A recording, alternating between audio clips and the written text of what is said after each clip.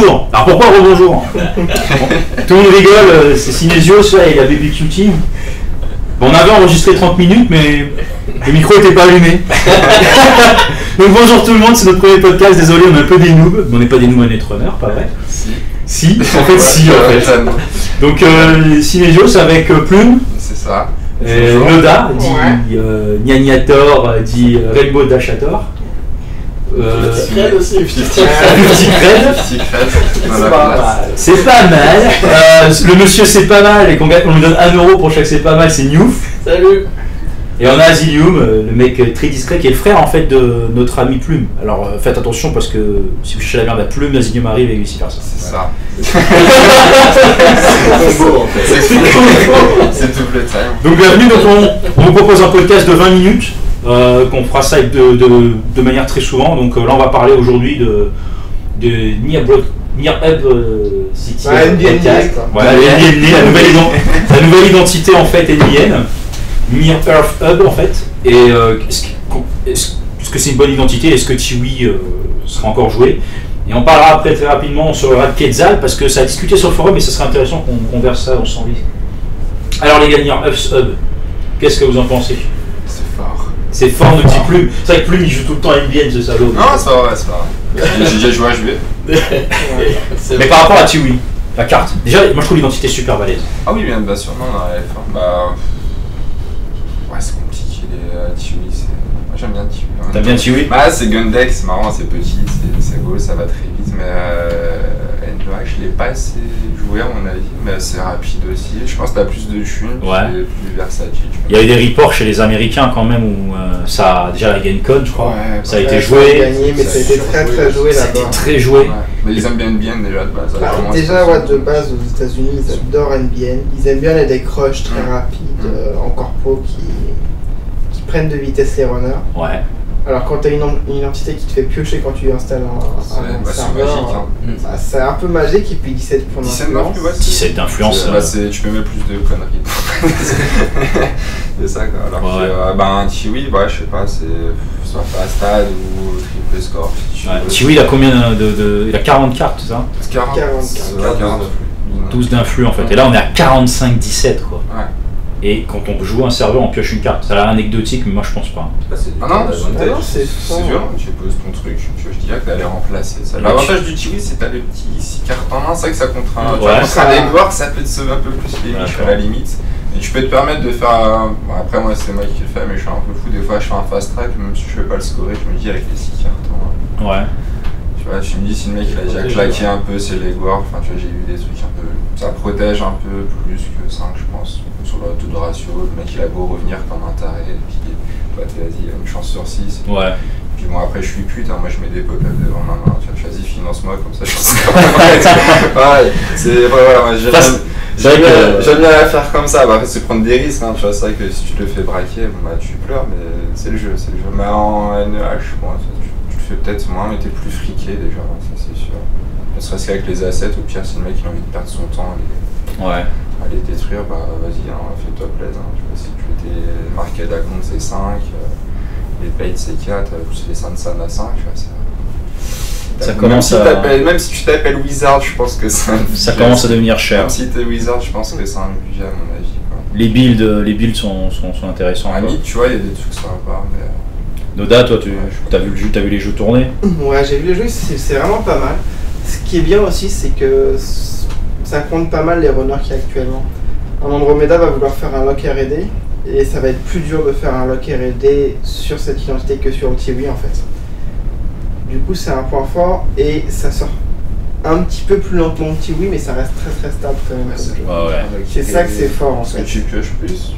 Parce que tu pioches plus, du coup c'est plus difficile de faire un lock. Moi je mets d'Animi Moustique, c'est très bien. Ouais mais voilà, en termes de build, t'enlèves Animi Moustique. Oui mais voilà, là t'as pas besoin de mettre une carte qui te fait piocher pour ça. Là en fait, chaque carte que tu vas installer en remote va être automatiquement remplacée. Moi j'ai joué à Vampire par exemple, chaque fois que tu joues une carte c'était remplacé, t'as de tempo c'était monstrueux. Et puis là quand même, on est d'accord, c'est une identité qui va jouer Biotic Labor. L'autre point fort aussi, c'est que tu vas installer des cartes dans des remotes. Ouais. Alors quand tu n'installes pas de cartes. Et du coup, tu as tu vas proposer des choix au runner, il va soit perdre du tempo pour aller voir ce que tu mets dans tes remotes, soit se concentrer sur ton R&D, mais à ce moment-là, tu peux faire passer quelques marmottes dans ton remote. C'est en ça que c'est fort en fait. Ouais, moi j'ai pas testé. Qui d'autre a testé Niron? Moi j'ai testé. Vas-y Guillaume, ouais, t'as testé, toi que je J'ai testé la version astrobiotique. Ouais. Et biotique, je sais plus. En mode fast track quoi. Fast track aussi. Fast track, ouais. Fast track biotique, ouais. Ouais, voilà. Donc oui, après, l'intérêt c'est que effectivement, comme disait Noda, tu as de la versatilité, tu peux poser, donc tu vas poser des cartes qui vont s'auto-remplacer, comme tu disais. Ouais. Tu poses, tu peux quasiment monter un Tiwi avec, ajouter 4 assets à thune. Si tu le joues classiquement, grosso modo, tu auras la même économie qu'un Tiwi, donc du coup tu pourras quand même faire tes opérations. Si le gars vient tracher tes opérations, enfin tes assets, il perd du temps, il perd de l'argent, donc toi c'est tout bénéfice pour toi. Après, moi je trouve que ça sort un peu moins vite effectivement qu'un Tiwi. Tiwi quand même beaucoup plus agressif, donc avec beaucoup plus. Enfin pour moi, que je l'ai joué, j'ai joué les deux. Pour moi, Tiwi est plus rapide. Par contre, Mirror c'est plus stable, on va dire, parce que ça peut te donner de l'économie aussi à plus long terme si on ne te trache pas tes assets. Et donc du coup, permettre de repartir si tu as eu un coup dur, un siphon qui t'a mis le crédit ou des choses comme ça. Donc je pense qu'elle est plus stable. Les 17 d'influx permettent aussi surtout de varier. Je pense que là pour l'instant on voit beaucoup de copies de Fastad ou de copies de jeux avec Scorch, mais les 17 d'influx, on a déjà vu à Troll un jeu avec DRT qui a gagné le tournoi. Coucou Itzel. Bonjour Itzel. Itzel il a gagné avec il a volé le tournoi. Il m'a volé. Bien joué Itzel. Il a dit sur le forum qu'il m'a volé la première. Il a bien joué. Mais en fait effectivement il a fait énormément de mythes. L'homme et Carapace ont sauté violemment avec ses DRT et puis la top deck un petit Scorch pour finir la partie. Donc, et je pense que les 17 d'influx vont peut-être petit à petit, il y a des gens qui vont faire aussi créer peut-être des nouveaux archétypes. Moi j'avais vu Santos Papaya, Mathieu. Ouais. Pour citer que lui il avait fait bypass le DRT, mais il mettait à la 7 NBN, au début de ton tour, tu prends un tag si tu payes un crédit, je crois. City surveillance. C'est ça en fait. Wow, faut être motivé pour le buzzer. Ah oui, il en mettait plein, puis d'un coup en fait il arrête tout d'un coup en fait. Tu vois, parce qu'il avait plein d'assets à faire. C'est vrai que tu vois, vu que tu as en NAE, enfin en nez, j'arrive pas à commencer. En nez. Tu vas pas, comme disait Noda, tu vas pas forcément non plus. Enfin, ça dépend de ton plan de jeu, mais tu te dis quoi, tracher toutes les assets à thune, ça va pas le faire, donc tu te dis, bah, c'est le dev ou j'en sais rien, ou un truc comme ça, tu vas te focus sur autre chose, et puis d'un coup, il te reste ça, les DRT. C'est ah ouais, putain, faut que je paye deux. Il m'avait sorti un autre truc à la con aussi, à Lice, la nouvelle qui est sortie en ligne. Celle qui trash là? Je sais pas quoi, ouais, elle m'avait sorti ça. Il était gavé, tu sais pas trop comment il s'était merdé, c'est vrai que. Celle qui est sortie en Space Between là, celle qui fait que. Une formation overload? Ouais, pour chaque tag que t'as sur ta tête, en fait, avec le trash, ça clean ton board. Avec ça, je vais pas payer tes merdes.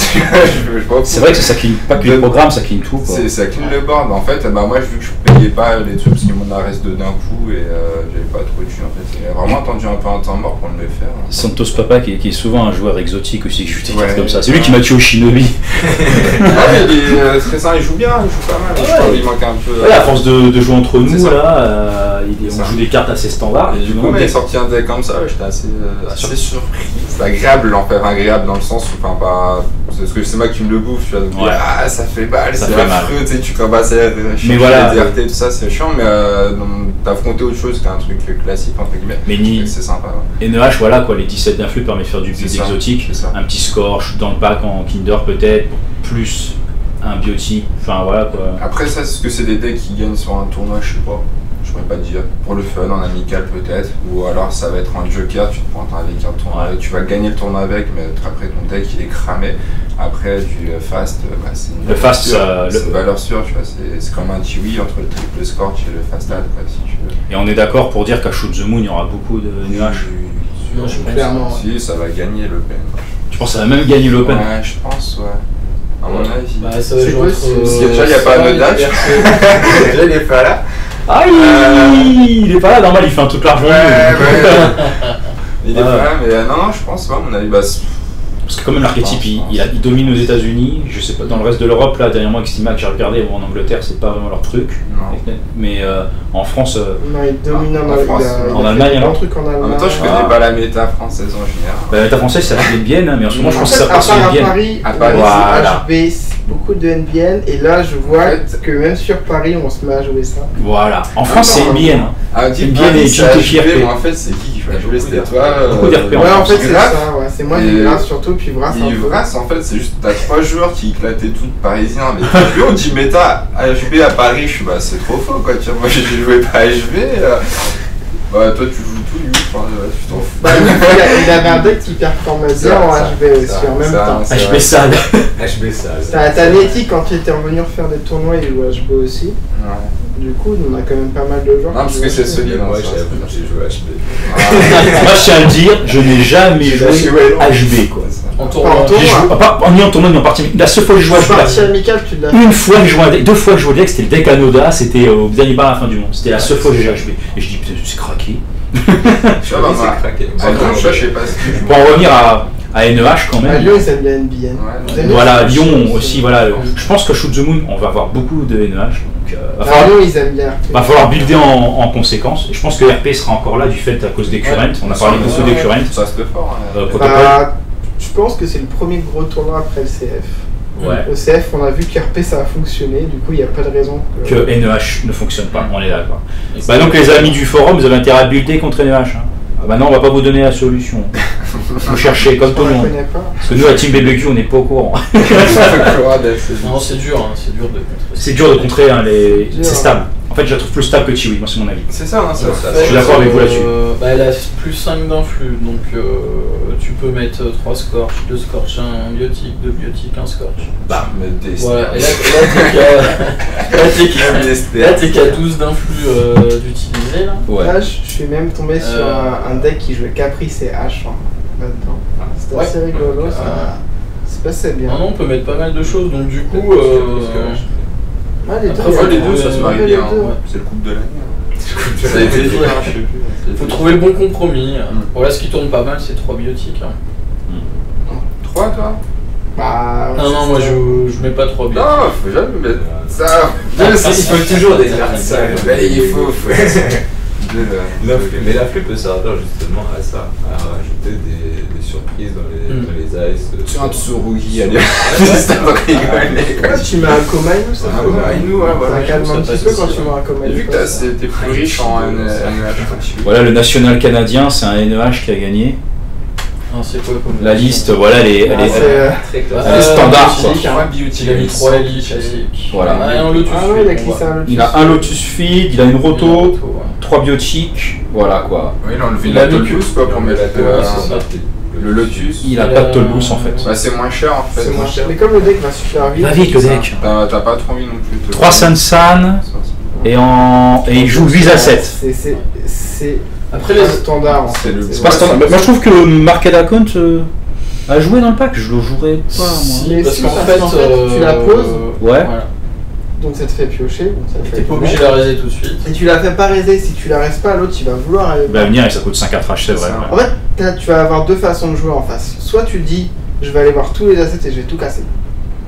Soit tu dis j'ignore les assets. Et en même temps, dans les deux cas, ça va être utile parce que si tu mets des market accounts et qu'il va pas les voir, tu peux mettre des agendas à côté, il va peut-être pas les voir. On est d'accord. Là, c'était le national canadien, ils étaient 60. Et il y en a. C'est un Américain qui a gagné. Déjà, voilà. C'est vrai. Il a traversé la frontière. Bah, Gemcon, c'est un Canadien qui a gagné. C'est vrai. Le national américain, c'est un Canadien et le national canadien, c'est un Américain. C'est logique. Bah, tu me diras, les jeux de Paris, c'était un bel. Il a regardé. Bonjour, Kalimcha. Faut qu'on aille faire le. NBN, quand même, gagne plus de 40% des parties dans. Alors, ça, c'est en honor and profit. Voilà. Et par contre, si on upstalk avec le truc, NEH a gagné où encore? Il y a 256 joueurs, National GenCon, hein, le deck de la GenCon, quoi. Le fameux deck. C'est exact, c'est le même. C'est ça. Donc, quelques variantes, quoi. Ouais, voilà. Donc c'est vraiment. Non, mais il n'y a pas le Lotus. Non, il n'y a pas le Lotus. Il y a 9 à 7. Mais tu as fait, tu l'as mis de biotique par exemple. Il a mis que de voilà, il n'y a pas les fast track, tu vois, l'autre il en avait. Ouais, enfin. Avec ou sans fast track, ça marche, j'ai l'impression. Oh, bien sûr. C'est une question de goût. Donc on en verra. Fast track, c'est bien pour un bon finisher. Chercher Breaking News par exemple. Qu'est-ce qu'aurait Ludex, c'est fort. Ouais. Donc préparez-vous à voir notre ami Sébastien et moi arriver avec un NH obligé. Non, lui il va faire au feeling. Il va faire au feeling sur Steam. Ça c'est dédicace pour Sébastien. Parce qu'on avait on t'aime. Parce qu'il est capable de venir avec ça. Lui. Attention, quand tu joues contre lui, il faut mettre les remotes du bon côté. De toute façon, il va finir dans le top, lui. Comme d'hab. Comme d'hab, tu vois. Ouais, j'ai mis ma pièce, je fais des side bets, lui il est dans le top. Bon. Je lui mets la pression. T'es dans le top, il est obligé. Bon, on va finir sur Quetzal. Ouais. Parce que ça, elle a été spoilée récemment et en fait, je sais pas quoi. Les avis divergent. Il y a des gens qui disent c'est super, il y a des gens qui disent c'est moins bien, des gens disent c'est totalement génial et des gens nous disent c'est totalement du caca. Moi je me situe dans.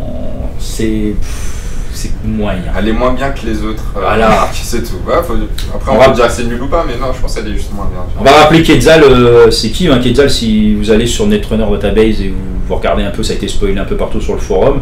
Elle sort en First Contact. First Contact il sort bientôt en plus, là j'ai l'impression. Putain, déjà quoi. Pardon du mot. Ça va trop vite. Quetzal en fait, c'est une anarque qui va débarquer, qui va breaker une fois par tour une barrière subroutine. Et elle a pas de ligne 45-15, elle ressemble à Broly dans Dragon Ball Z. Elle a les cheveux verts. Ou un hérisson. Franchement, j'ai du mal. Avec les hérissons? Non, les hérissons, j'adore. C'est vrai que la couleur de cheveux, elle est un peu spec, j'ai un peu de mal aussi. Je sais pas, Newf qui est habitué à faire des. Newf qui est un peu un joueur comme moi, à faire des decks un peu exotiques. Je sais pas. Bah, on a parlé beaucoup tout à l'heure, hein, et qu'on a eu 30 minutes de discussion. On va la refaire. Il va falloir résumer. Non, pour résumer, en fait, c'est l'influence qui me bloque, moi. Ouais, l'influence, puis quoi faire avec en fait. Parce que tu vois que tu te retrouves bloqué si le mec te met deux ice barrières l'une derrière l'autre en fait. Voilà. Donc ça c'est un peu dommage. Avec une grande barrière. Donc ça t'oblige à mettre un breaker barrière. Voilà, tu vas mettre le breaker barrière, mais voilà ce qui me gêne. C'est que je le disais tout à l'heure, quand on en discutait, Quetzal, c'est Anarch. Anarch, ils ont le meilleur fracteur du jeu, et on leur propose de breaker une barrière une fois par tour, une routine. Donc ce que je veux dire par là, c'est ça aurait été bien que le runner ait un petit link de plus. Comme ça, quand les traceurs, elle a un truc, et elle break les routines. Je veux dire, là, on a un truc Anarch, quoi. Là, le problème, c'est que tu mets Noise à la place du build avec elle, ça va être bon. Moi, j'ai vu Syntax qui a fait un deck avec. Je souhaite bon courage, quoi, c'est chaud. Tu fais il y a des bonnes idées dans il y a des bonnes idées, mais. À savoir trasher toutes les as qui ne soient pas des barrières et breaker le reste avec le pouvoir. Exactement, c'est une bonne idée. Sauf qu'au final, on en revient à Noise, c'est plus efficace pour faire ça. Exactement. Donc là, on va finir rapidement, mais moi, franchement, je souhaite bon courage aux personnes qui vont faire. Si vous avez des builds avec Quetzal, répondez à la suite du podcast, proposez. Nous, la BBQ, on a lancé un petit défi là. Ah oui. Franchement, donc il y a un kebab qui est offert par Plume. C'est ça. Il y a un Kinder qui est offert par notre ami Noda. Une bière offerte par Newf. Une photo dédicacée de la BBQ Team offerte par Azimut. Tu vas avoir du mal à prendre la photo. Et moi, j'offre un tapis Summer Kit offert à la personne, joueuse ou joueur, qui remporte un tournoi avec plus de 20 joueurs avec Quetzal. Avant la fin du cycle. Avant la fin du cycle.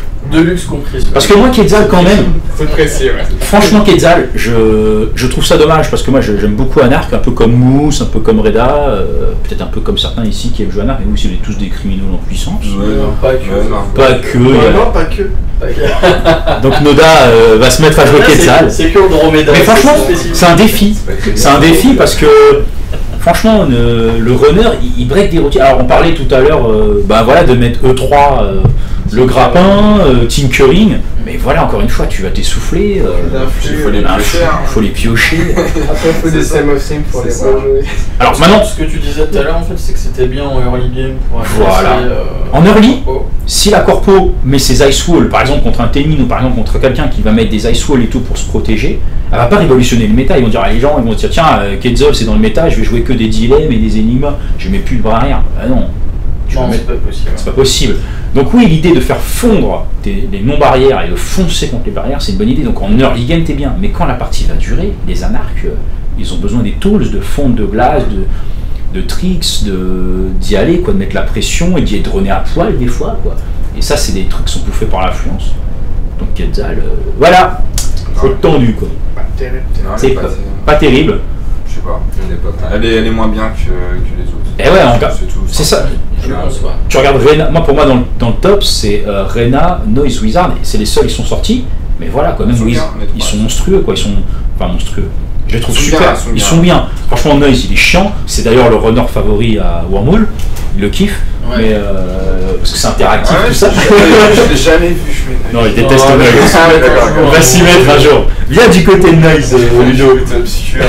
Mais voilà, Reyna, ça a gagné des tournois, ça a gagné le CDF, il me semble. Ouais, championnat de France. Ouais. Voilà, j'ai vu Spony une fois, elle m'a roulé dessus, enfin la partie était serrée, mais à la fin elle m'a roulé dessus à coup de Tatalik, à coup de Vermine, à coup de fond de glace. Ça marche bien. Et Wizard, souvenez-vous de Neverone, quoi, qui a fait des excellents résultats. Même Martin aussi. Se débrouille bien avec. Maintenant. Reda, tu vois, on peut dire. Voilà. Noise, ça a gagné le championnat de France l'année dernière, ça reste une valeur sûre. Noise Workshop revient à cause de cash, tout ça, etc. On en reparlera peut-être un jour de Noise un peu plus sur le forum. Maintenant, Quetzal, on va voir. Et en plus, il y a Under KO qui arrive avec des meilleurs runners encore. La pauvre Quetzal. Déjà, tu vois, qui fait bien mal. On en reparlera un jour, mais bon, moi je préfère Angel Estevez. Ah bah moi j'attends la dernière. On va voir ce que ça donne. Donc voilà, on répète, donc il y a une bière, un Kinder, un Greg, une photo, un tapis à quelqu'un qui gagne le prochain tournoi, plus de 20 joueurs avec Quetzal. C'est ok les gars? Ouais, ça va. Bon voilà, on reste pas plus longtemps, ça dure quand même assez, c'est trop long sinon. On se revoit peut-être dans une dizaine de jours. On fait plein de bisous. Des bisous. Des bisous vénéneux. Non, paix et amour. Paix et amour, félicité. C'est ça, paix et amour. Allez, ciao tout le monde. Salut.